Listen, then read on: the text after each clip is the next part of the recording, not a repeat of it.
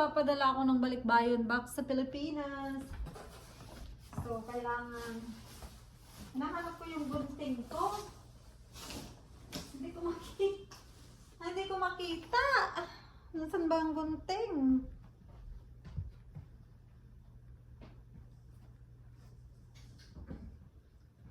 Ayan, nakita ko na pala.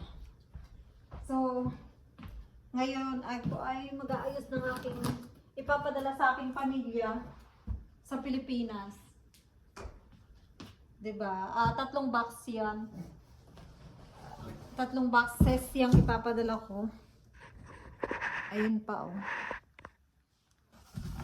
Ito sa aking pamilya muna sa Pilipinas, doon sa mga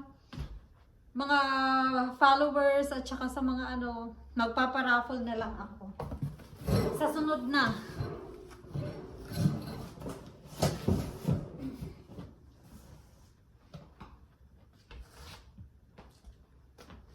So sa ngayon ito ay padala muna natin sa Pilipinas. Yung iba dito guys, mga ano lang, bigay-bigay ba?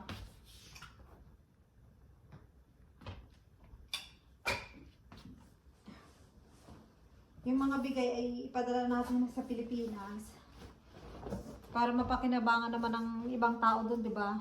O yan, o magagandang mga damit. Ito mga bigay lang to ng mga friends ko. Di ba ang ganda?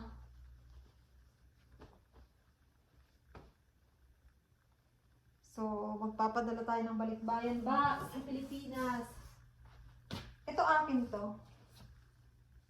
Hindi ko nasuot kahit isang beses. Kahit isang beses, hindi ko nasuot. So, ipadala na lang natin.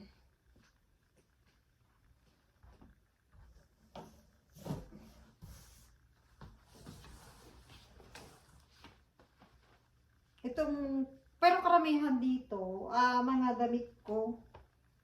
Mga damit ko yan, karamihan. At ito kay Tony, sa asawa ko. So, hindi ko alam kung kanino magkakasya doon. Padala natin. Sobrang excited ako guys na actually kadarating ko lang galing sa work, pero kailangan ko nang ayusin ito at ito ay pipick upin ng LBC.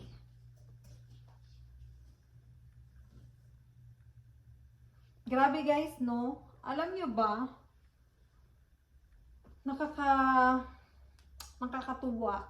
Kasi dati, ano lang kami na, alam nyo yun, dati yung mga kapitbahay namin, yung mga kamag-anak namin iba, nakakatanggap sila ng balikbayan box. Kami, hindi. Mahirap talaga buhay namin sa Pilipinas. Hindi naman sa sobrang hirap. Kumakain naman kami 3 beses sa isang araw.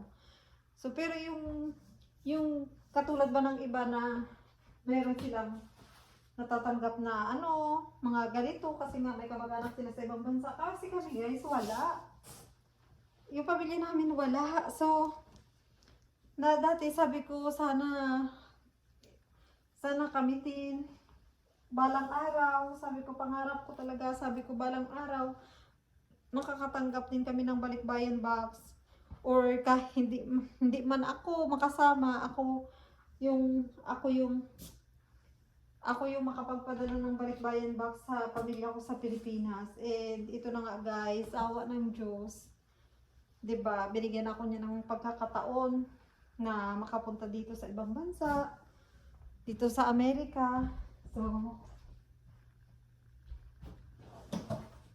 at ito nga, ito isang box ng chocolate para sa aking pamilya.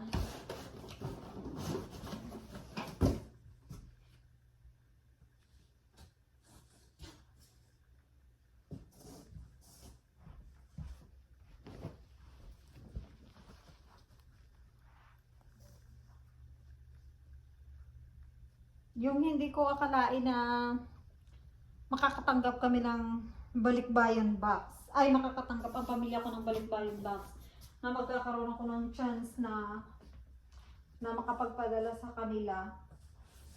'Di ba? Parang sobrang nakakatuwa, ang sarap sa pakiramdam. Sobrang blessed ko sa napangasawa ko, sobrang blessed ko sa trabaho ko. So, kaya sinishare ko sa pamilya ko. Kailangan kasi para naman maranasan din nila yung ginhawa, hindi ba? So,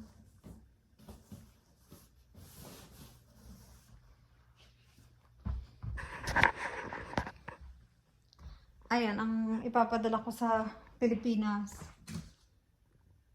'Di ba?